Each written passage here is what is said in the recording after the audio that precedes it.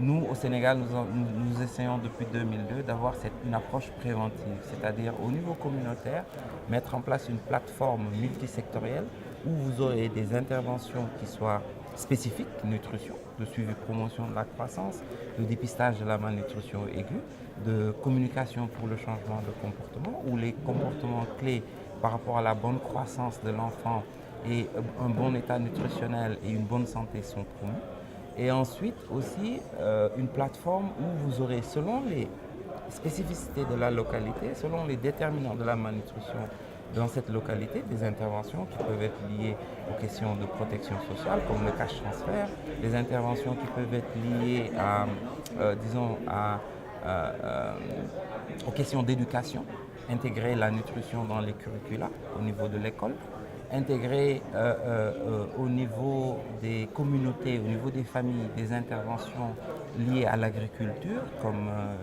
dans le domaine de l'horticulture par exemple, mettre en place des jardins maraîchers ou des backyard gardens, comme on dit, pour justement assurer une disponibilité alimentaire adéquate pour répondre aux questions de lutter contre les carences en micronutriments, assurer une alimentation complémentaire de l'enfant en temps opportun. Tout ceci, c'est vraiment des approches préventives qu'il faut mettre en place et des approches qui doivent être systématisées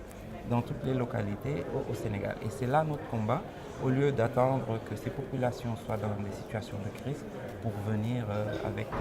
justement toute la batterie d'intervention, ce qui se faisait par le passé.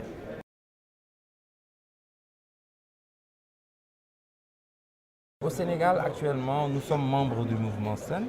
Donc, nous avons une possibilité, une plateforme de dialogue avec le niveau international, que ce soit les partenaires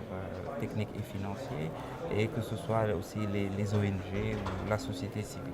Donc, ceci est un point positif. Mais spécifiquement par rapport à l'Union européenne, je pense que dans le dialogue que l'Union européenne a avec nos gouvernements, je pense qu'il est important que ces questions de nutrition soient réellement posées avec l'importance qu'il faut, avec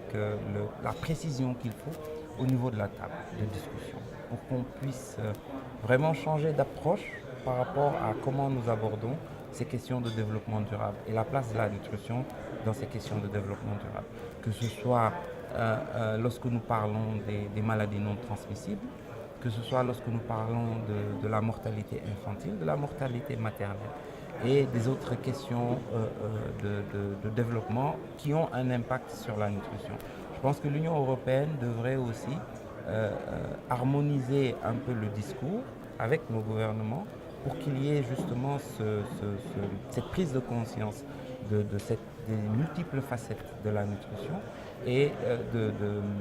du retour en investissement important que la nutrition offre.